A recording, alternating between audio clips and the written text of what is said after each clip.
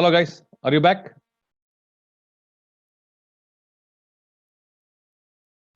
Great. Okay, let's start now.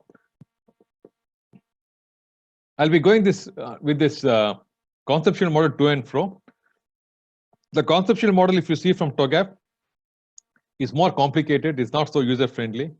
I'll show you in the next class how it looks. You'll be surprised. Okay. Next, this has come from IEEE. So the whole TOGAF is based on this concept, what you're seeing here on the screen.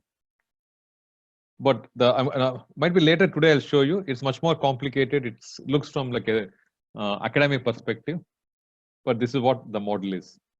Okay, let us come back to P phase now.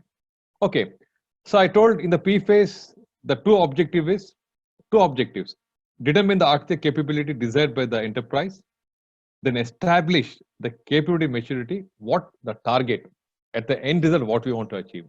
See, enterprise architecture is a journey. We go phase by phase. Might be in the first phase we want to have like a maturity of 1, 2, 3, 4. Many times I say 0 and -1. The reason is many companies they have an enterprise architect, but they don't follow the structure. It gives a false illusion. Hey, we have an architecture, we have an enterprise architect, but that does not achieve the purpose. So people can make a mistake, like what happened in US. You can see, they had all the systems, whatever best of the systems in the world, but they're complacent. So that case, so the same thing in enterprise happens in the same way. Okay, now let us look at what are the way we are able to achieve the steps, the objectives. So these are the steps. See, there are two things. One is the steps what TOGAF has given, and one is the way you're able to work. So this one we call the 7 aspects approach. See guys, what I'm trying to do is there's so many ways I have done in enterprise because all of you taking the exams. So whatever the content I'm showing you here, it's all from based on TOGAF manual. Nothing have wordsmithed or anything. Everything is as it is. Might be made much more easier for you to understand that stuff. Okay, we're going to define the enterprise. I'll be explaining much more detail, like what is the enterprise, the soft, core, all the partners will be defining. Then we identify the key drivers. Why the enterprise really want to make a change? What is the necessity for it? Then we define the requirement for the architecture work. What are the requirements need to be addressed? Principles. See, an architect cannot be present everywhere. So once you have a principles, so irrespective of anywhere in the enterprise or any department or any kind of architect or any IT professional, so what kind of decisions they need to take? Then what kind of frameworks existing and what we need to use? Then finally, what are the existing management frameworks a company is having and how we want to achieve what is best we're going to pick from there. Then we're going to evaluate the maturity, enterprise architecture maturity. Okay, scope of the enterprise. See, when I'm talking about the scope, what must come into your mind is think as a big picture of the university, what we're discussing. From that aspect, we look at the scope. Okay, core enterprise. Core enterprise means those are not most affected and achieve the most value from the work. So in our university, what is the core enterprise?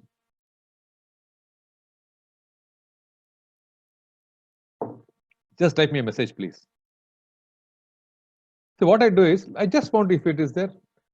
Yeah, core enterprise, definitely. Yes, student is one of the aspect. Yes, anything else? Okay, I just want to make a line here. See, an enterprise is having two stakeholders. One we call the internal stakeholders. One is the external stakeholders. A university exists depending on the type of the university. It's a public university, they want to provide a better service. If it is a private university, they want to make money.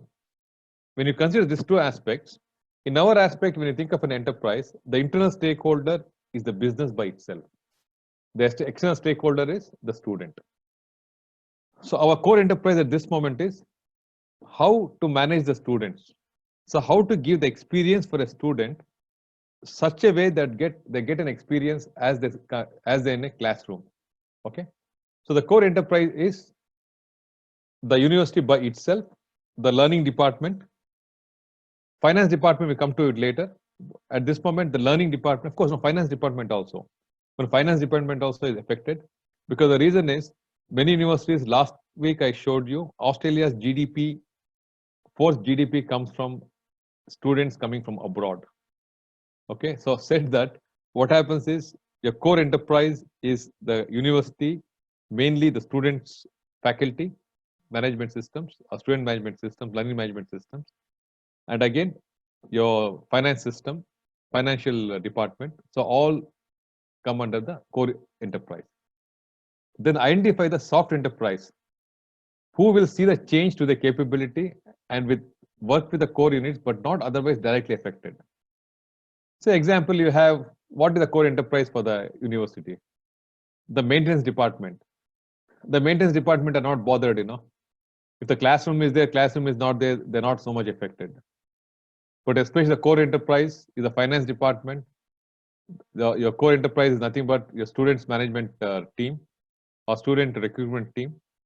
So all will be affected. So that's how the core enterprise that comes under the umbrella. Soft enterprises, they're affected, but it's not so much. You make a change, it does not matter much for them. Then identify the extended enterprise. Those units outside the scoped enterprise who will be affected in their own enterprise architecture. What is the extended enterprise for a university? Anyone? Think of a university. What is the extended enterprise? Say if especially a student comes for a university, UT is having about 40,000 students.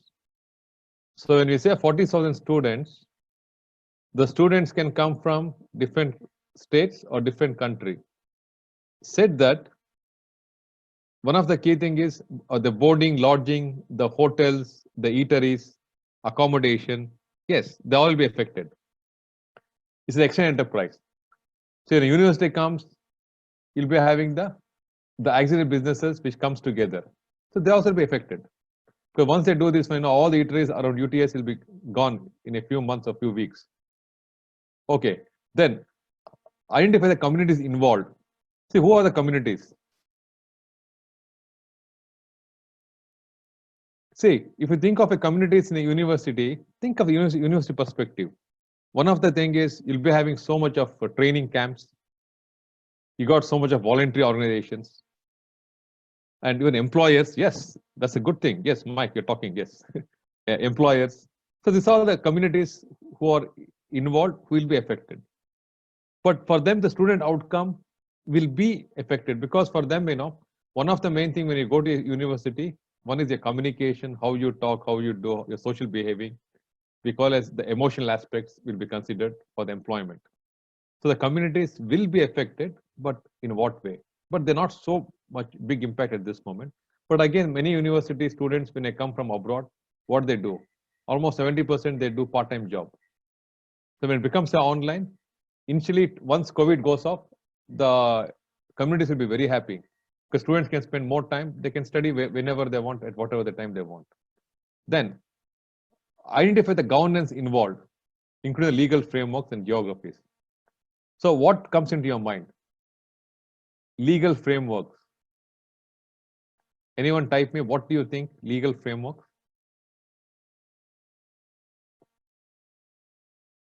Guys, think now, because I'm giving an online exam, yes, passing the exam. If I'm giving an online exam, one is controlled within the university. Now a student is sitting in his home and taking the test. What is the legal frameworks? Because the degree has got some value, right? It must be recognized. So some universities, some countries you come, they say, sorry, your degree is not recognized. So how to give that one? So you must follow the legal frameworks. If I am providing an online course, an online exam, how to see the student got the knowledge, the same knowledge by attending a classroom. So all these frameworks must be considered. Please remember, every university has got a rating, world ranking rating. Anyone knows what is the rating of UTS? Okay, you guys know there's a ranking for the universities across the world. UTS comes under 130, 140 or 150. Austrian universities other than Wollongong and ANU, all are more than 150 and above. Only some universities are in the world ranking of within 100. In Singapore universities, they got 4. All the 4 comes within 20.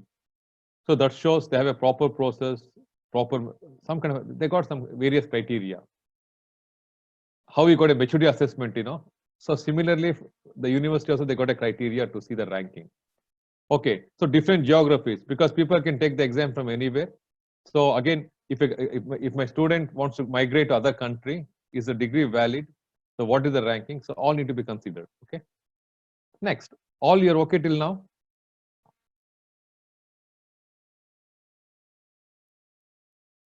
Okay. Next we look at what is the governance frameworks we need to look at. So one of the key thing without a governance is not possible to execute an EA practice. Many companies establish a practices, but what happens is they establish a practice, but nobody follows it up. So for the sake of establishing, they establish because some other companies established, but if it's not executed, it's better not to have it.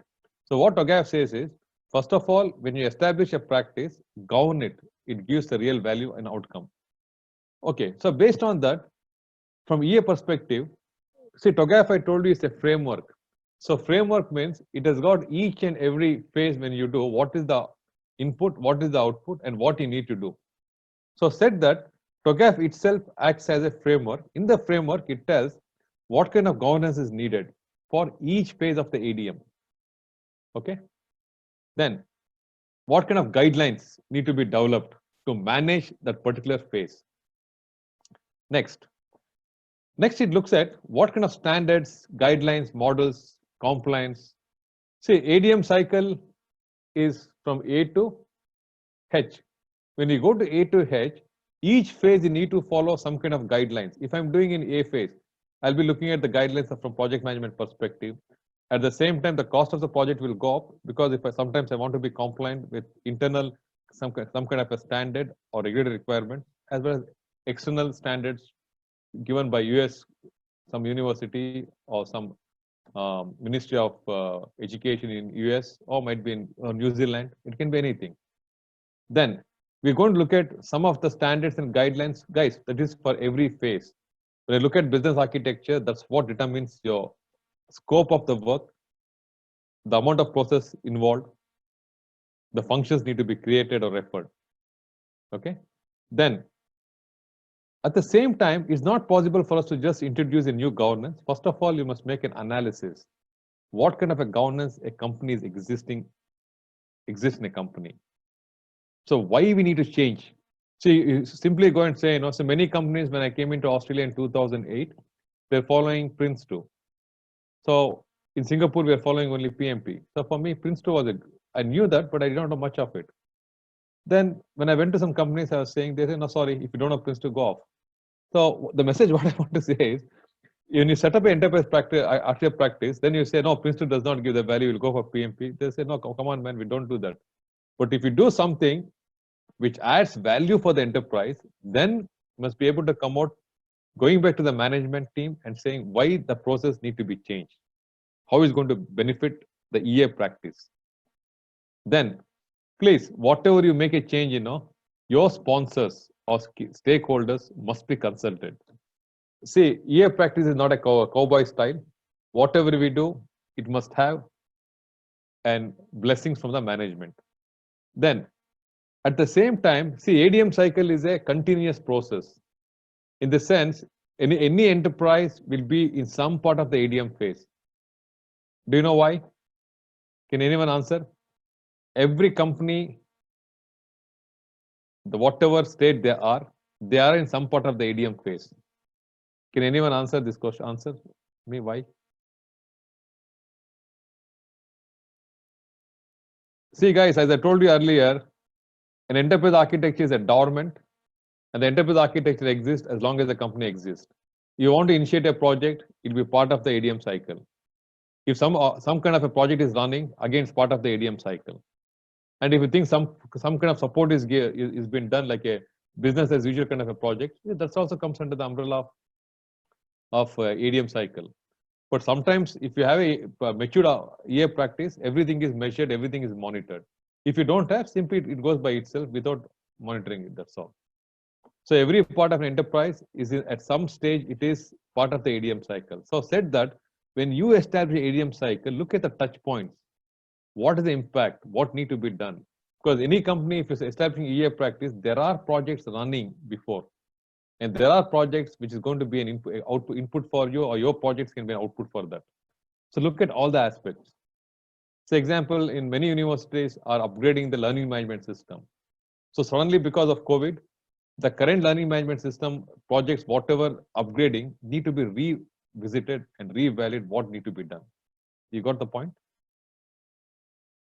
Then define and establish a EA team and org structure.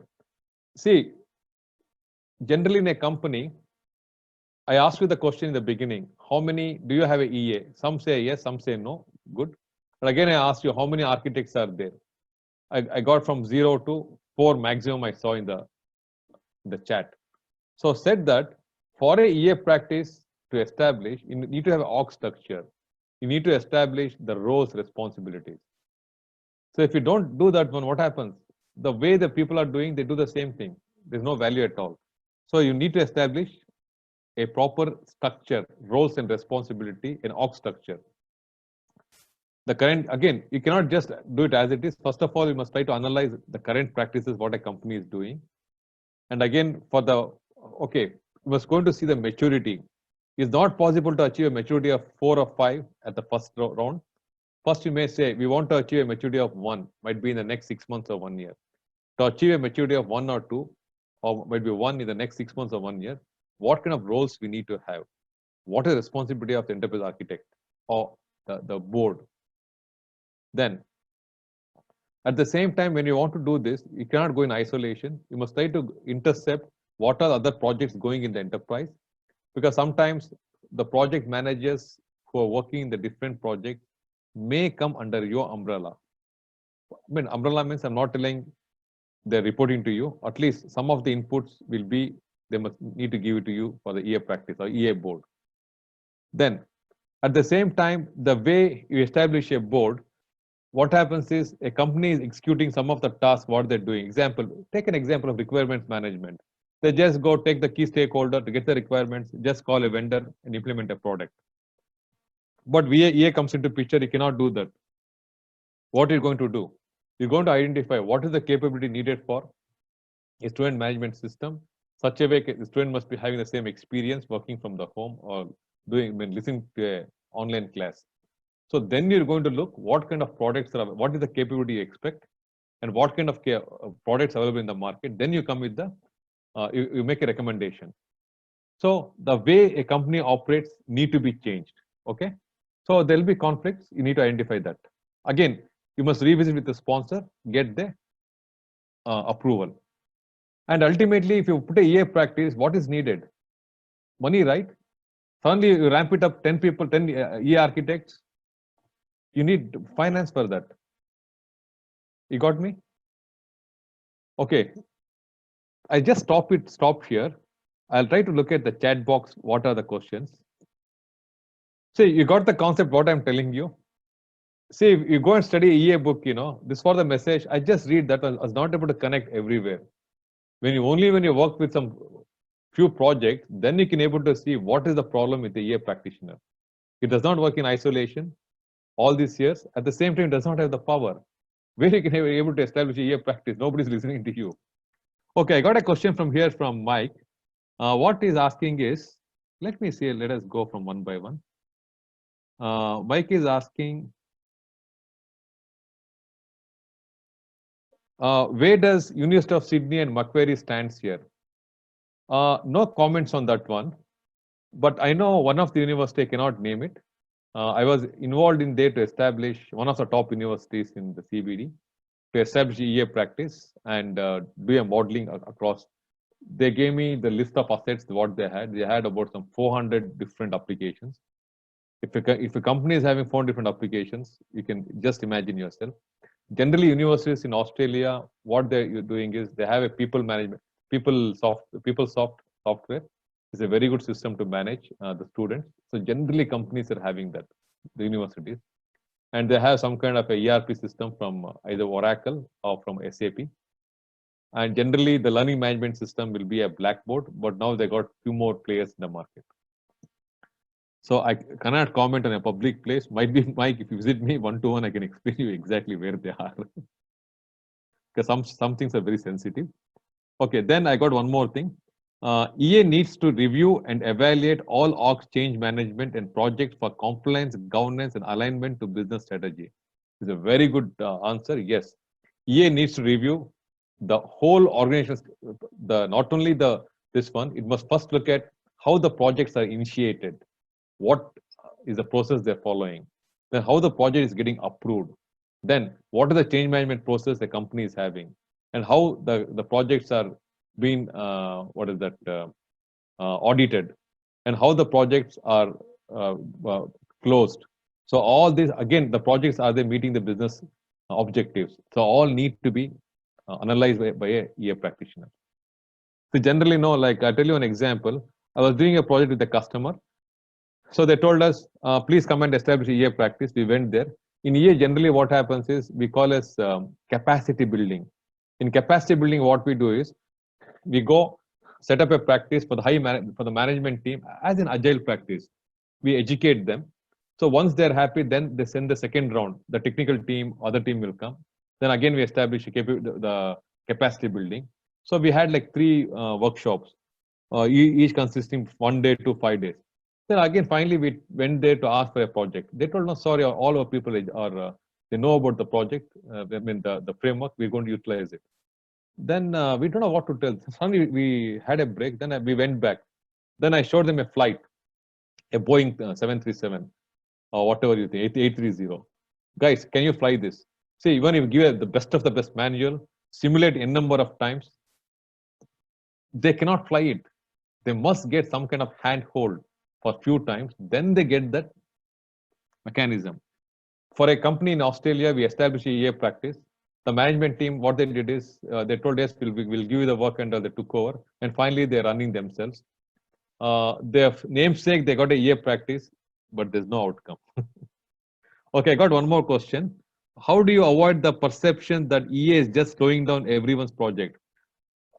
See, it's a very good question I'm getting from Tricks. Is a beautiful question. See, generally, no, whenever you start something, it is slowing down, but ultimately the result comes a little bit delayed. That's one of the main reason David Tricks is a very experienced person in the world whom I come across. So one of the major problem in the industry is all this time, especially with capex model, the realization of enterprise architecture, whatever the proposals, the initiatives, was taking 5 to 10 years. So it was good. And again, they're saying we're starting a practice, because anything you do in an organized way, it takes some time. Establishing a practice, getting the requirement from customers, then trying to realign, it was taking some time. But especially with OPEX model, the life cycle has reduced a lot. At the same time, take off the COVID, a lot of systems, they thought everything is working together. No, they're not working together. So now they're realizing. So what EA does is, initially it slows down. I don't deny that, which we have come across. But in the longer term, the result will come. Again, I'll be telling in the next class, EA does not work in isolation, because EA, one of the problem all these days we had was it was document based. But now EA has got a modeling language called Archimate. With Archimate, right from the strategy to all the way to the implementation, you can establish the KPIs or the metrics. And in real time, if you have an EA tool, can be monitored and measured. So on that aspect, you can some of the initiatives which I have come across. So the business wanted to buy some product. So then we had a EA established the portfolio. So we told any kind of an approval, new initiatives must come to EA board. So the business was not agreeing in the beginning, but the CIO was very strong. And so then when the practices were coming, then we know there's a lot of shadow IT projects were running, and many were not compliant. So immediately within 6 months, they can able to see the value, then EA become very prominent. Okay, now going to the next question. Okay, I told you, principles is a very important thing for EA practitioner, because without principles, it's not possible for a EA to be everywhere. Again, TOGAF has given, this is exactly from TOGAF what they have given. just before I go, how many of you working in your company, do you have principles in your company? Is there principles defined in your company? Yes or no? ICT guidelines. See, guidelines is different from principles. Guidelines they give, but there are some principles. Okay, they say cloud first is our principles moving forward, and they say mobile first strategy, or they say like anything, no more of outsourcing. If you're outsourcing, go with only. They have some principles. Okay, let us talk principles. Why I asked you this one? I was hired for a company to write a principles. Almost 3 months I wrote. I told them, guys, it's not necessary to. They asked me to write 45 principles. I told it's a waste of time, but it's not possible to convince them. So general principles must be between 8 to 10. If it is more than that, people will not refer. Let us understand what is principles. It's nothing but the rules and guidelines that will assist for taking your decision making. That's all. Then, one more thing of this, why it is needed? Because it guides the team. It can be a EA team or it can be the ICT team. What kind of process they need to follow, what decision making capacity they need. Of course, they'll be having some reference. So based on this, they can take a decision. Okay, principles are developed by whom? Definitely what happens is principles are developed by a EA practitioner in alignment with the consultation by various teams, but it must be approved by the CIO or CTO because you're changing an established practice in a company. So the C-level team must watch it. This is the way we're going to move forward. I got a question here. Can the principles be part of a charter, the organization charter? Generally, what happens is because the organization charter is different. So principles is the one, though we say principles will be there forever, because principles will be redefined. At least, see, previously it was once in 3-4 years. But looking at the technology stack, how it is going, and some kind of uncertainty of what's happening in the industry now, it does not come on the org structure. This one, what is that? The charter. It be a below one layer, and because it will be revisited multiple times, especially the way industry is happening now. Okay, next. Whenever we're developing ADM cycle, say as I told you, in one of my last discussion, I told you, as long as the enterprise is there, an ADM is there. So ADM is intercepting anywhere in a project. Anything running in enterprise is part of the enterprise practice. That must get into your mind. So said that, so it is referred relevant to wherever you are, whichever the team it is there. Okay. Okay. So TOGAF has given a template. See, just get into your mind. What TOGAF has done is they have given one of the best framework, that they've taken one of the best practices, guidelines. So across the world, and they try to combine together. Okay. So principles, what they're given is, it must be having a name. It must be able to some kind of a meaningful name to understand what it is. Then it must give some kind of a statement. What is the objective of that? Now, what is the rationale? Doing this, what is the benefit you're going to get? Actually, TOGAF says implication, highlight the requirements both for the business and IT. This one I extended further because it must show what is the objective you're going to achieve by adapting. Again, it must say if you don't use it, what is the penalty you're going to get? Only then people are able to force to use. The practice, generally, because as I told you, TOGAF has got these principles defined somewhere in early 90s, late 90s, sorry, late 90s. I wrote some papers on this. TOGAF by itself has not changed the principles. Some they're defined like a boilerplate. Personally, what I feel is principles, if you take, TOGAF has given roughly about 40 principles. If you look at Prince2, it has got only 7 principles. If you look at Agile or Scaled Agile or PMI, they got less than 15 principles.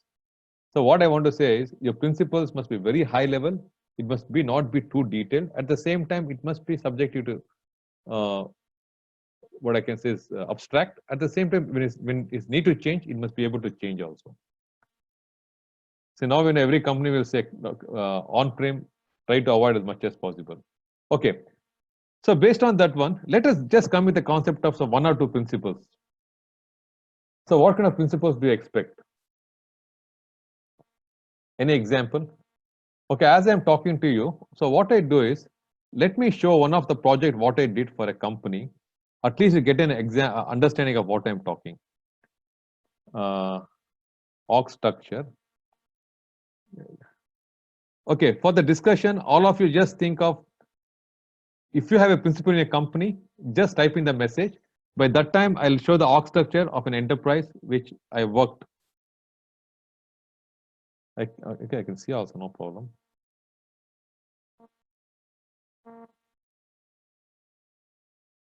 Okay, let me show an example for you how an EA document looks. As I go across in the coming months and weeks, what I'll be doing is I'll be showing various structure across. Can you see my screen? The document what I'm showing you. This document is the public place, so nothing to worry. But I cannot share it because the customer's one. Okay, let me see. I think there are some. Hold on, please.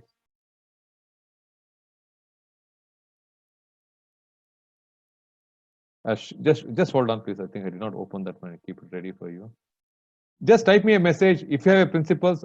How many principles you're having, and how many principles do you expect to have? Think in a way. At the same time, what we're doing now, think of what kind of principles do you expect to have for our e-learning system. Such a way the customer must be able to sit from his home and look at it.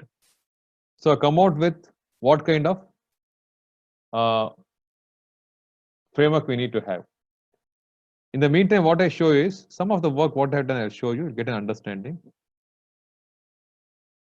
Okay. Let me share my screen. Say what is the objective here, you will get, everyone can get the concept, but what I want is, I want everyone to really get the mindset of an enterprise architect. The mindset is a journey, does not come in one day. At the same time, when you look at some of the artifacts, as I told you, some of the simulation, it will come into your mind. Let me share my whole screen, share everything. Okay, can you see here? One of the project when we did, this is the P phase. In the P phase, we looked at the customer asked, hey, what kind of framework we need to, I told you, because TOGAF is one of the framework. They told, why you want to go for TOGAF? Then we made an assessment. So generally, Zachman is a very popular one. Then FIA is a Federal Enterprise Architecture Framework. The whole US government is using FIA. But one good news is, every company uses the enterprise architecture practice. By default, TOGAF is a way to operate. Department of Defense, they got a EA practice, but it is run through TOGAF. So then we made open standards, evolving, business focus. So we gave some analysis. Then they got approved. Then afterwards, okay, this is some of the methodologies. So for the P phase, what did we consider? For the P phase, we considered TOGAF, FIA framework, P30. P30 is nothing but the maturity assessment from PMO office. Then IT for IT. IT for IT is a very good reference architecture from the open group. What it does is, it exactly tells, because TOGAF by itself is descriptive, it is a prescriptive, exactly it tells what need to be done. And a lot of large companies, large establishments like Austin, the defense, they're using IT for IT. Okay, A phase, I'll come to it later. The org structure I show you next week, because there's some sensitive information, I cannot show that one. Okay, sorry for it. Next class I'll show you. Okay. Today, before I end, so today what we discussed is, so the homework for you is, come with some of the principles. I did not see any messages from anyone here. If you have principles, tell me how many principles you're having in your company. And for the next class when you come, just come with your own at least 2 principles. Take this format: the name, a statement, rational implication. Just come with the principle. Principle is nothing but a decision-making mechanism. Okay, so today what we discussed is, we discussed about P phase, we're establishing a EA practice. We're establishing EA practice, the first of all thing, we take the example of the university. We're going to make a current assessment. Why the university is going for the change. So your mind must come into this, think from today onwards, this will be your reference point. Whenever when I'm operating the ADM phase, the ADM phase is operated taking this as a consideration. This is nothing but the TOGAF framework is based on this one. It's called IEEE framework. 14370 something. I forgot that abbreviate that number, sorry. Next class I'll show you. So you have a system of interest. Even you're going to bring in an online, what is that, a student interactive system where it simulates similar to a classroom. So how the architecture, because the architecture does not work alone, the architecture has got other touch points to other frameworks, other systems, plus the way it has been done, the operated in the enterprise.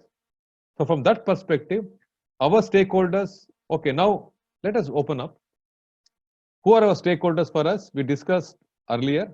So now, our stakeholders mainly is, one is the faculty, because they are the one concerned, plus even the finance department, plus even the standards department in a university, because how our degrees will be recognized henceforth.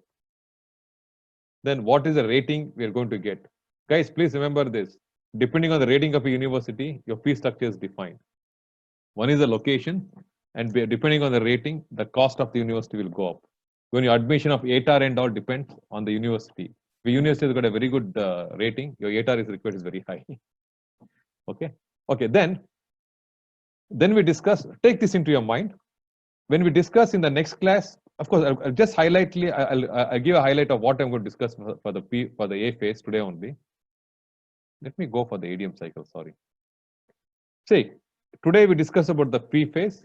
In the P phase, we're establishing an EA practice. When you're establishing an EA practice, you want to build a system now. The system does not exist in isolation. The system will be fitting as part of an enterprise. Again, when we start a EA practice, please remember, this must go into the mind. When we build a EA practice, we are not thinking of the technology. We're not thinking of anything. We're just thinking the business has a problem, how to solve the problem. If I want to solve the problem, the way I'm doing today must be changed. So the way I'm doing the thing is, you have a project management practice, you have a business analysis practice, you've got some kind of requirement management, or some kind of how the projects are initiated. So first of all, we must try to look at the current practices a company is having. So at the same time, what kind of objectives they want to achieve. First of all, why they want to do, we have a clear case for that. So your system will come into the mind in the P phase. From that perspective, you're going to look, the current system need to be changed. So what need to be done, how to be done. Same thing, when I come into the A phase, you come in the same mindset. So my system is there, system of a system, which is a university, how to make that change. What are the effects for the other frameworks or other part of the project, other part of the university. So from that phase, that aspect, we came to P phase. In the P phase, the objective is, first of all, to determine the capability desired by the enterprise. Capability means, might be if you want to make the changes, what kind of capability, the architecture capability, the current processes they're following, the current methodology they're following, what need to be done. Then afterwards, we need to have some kind of a maturity assessment, like I see in mind. So what kind of process can be repeated, or what can be institutionalized? So how to achieve that? So what is the objective you want to see at the end result? Then the steps. So again, the steps is the one given by the open group. In your company, you can be able to customize it, okay? At least for the passing the exam, this must go into the mind. Define the enterprise, what is the core, what is the soft enterprise, and what is your community, your partners, your standards, all will come into here. Then you're going to look at the key drivers from the context of the enterprise, why they're going for the change. Of course, we know because of COVID or might be digital transformation. The requirement for the architectural work. So this one will come, this is nothing but the document as an output which comes at the end of the P phase. I'll talk about this a little bit later, okay? Then the principles we discussed. So follow the principles. See, again, principles, there's no standard way of doing the thing. At least for passing the exam, look from TOGAF perspective. Okay. Then define the framework to be used. See, framework to be used means, as TOGAF, what it says is, it's a descriptive. It says, look at your company's framework, what you're having. From there, pick up the framework or try to bring in a new kind of a framework, which is going to help you to manage the EA maturity, what is expected. Then the relationship with other management frameworks might be like the project management, the operations, how the business, the projects are initiated. Look from that aspect. And the current maturity, this one I come much more deeper in the coming classes. At this moment, you just look at the maturity as the way the current practices, how they are measured, how they are assessed. Okay. I'll just give a highlight of what I'll be talking in the next class. In the next class, in the next class, I'll be talking about the vision phase. In the vision phase, please get into your mind, it's a high level aspirational vision. So aspiration means is like something like a company that got some kind of a vision. They want to achieve something. We say might be by next 6 months or next 1 year, we can able to replicate similar to the experience a student can get as in a classroom. Okay. Then we're going to define what is and see, because anytime you want to, because think of a phase as a project. When you think of a project, there must be some kind of a scope. When you define a scope, you must try to see what can be in, what can be out of the scope. And at the same time, please remember, anything there's a constraints. It can be time, it can be resource, it can be finance. Again, one more thing is how your company is able to support you, the constraints, and what kind of skills a company is having.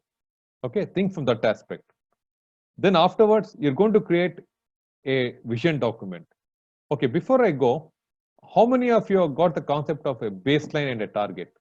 Have you come across these words? Baseline and a target.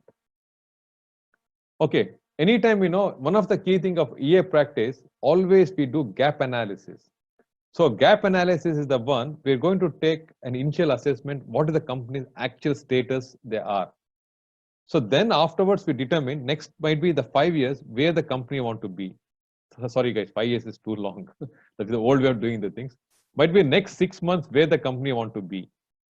Or at least 1 year, be realistic. So then we're going to look at, that's the target. Then we look at the gap. Might be like, let us look at the gap. Project management we take. Oh, project management process they're not following.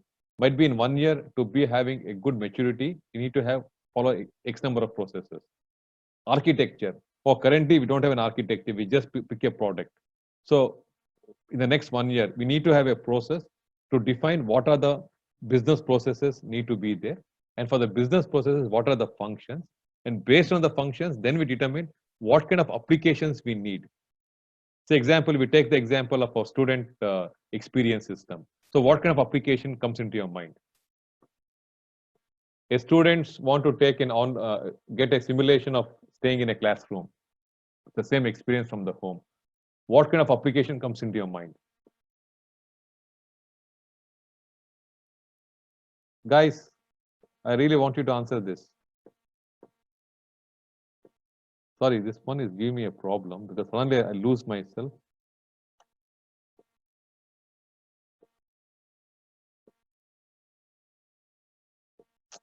Sorry guys, I don't have the control over the system. Suddenly I lose out the system. Sorry, just bear with me.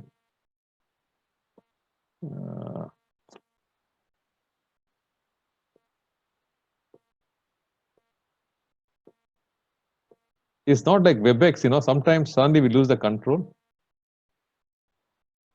and we don't exactly where we are. Exit the full screen. Oh, sorry, I'm back now. Sorry. Share. I'm sorry, guys. I'm really sorry for it. Okay. Now coming back to the screen. My full screen. Okay.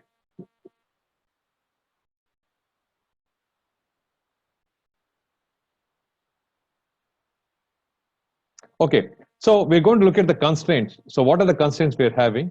It can be anything like the current practice, what the student is having. At the same time, if you want to have a system similar, what kind of uh, requirements we need to capture. Then we're going to create a high cut document that is a baseline and a target. We make a high cut gap analysis. Some of you come from the project management aspect.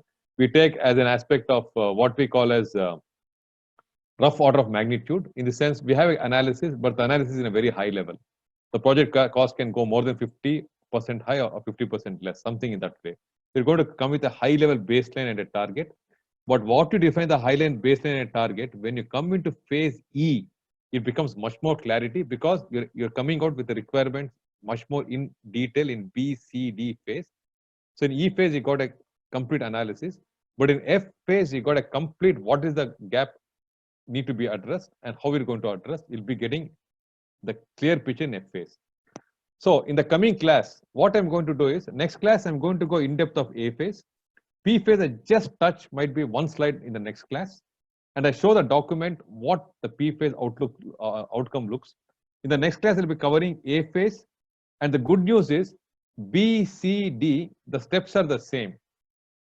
Only thing the task you're going to do is the same, gap analysis in all the three aspects. But only difference is this from business perspective, in C, application and data perspective, and in D is technology perspective. So next class I'll be covering A, B, C, D. And in the fourth class, I'll be covering E, F, G, and H. So next class I can cover A, B, C, D as well as E. So next class I'll be covering, next class is very important, please come, don't miss it. And the following class I'll be covering the other phases, okay? And just before you go,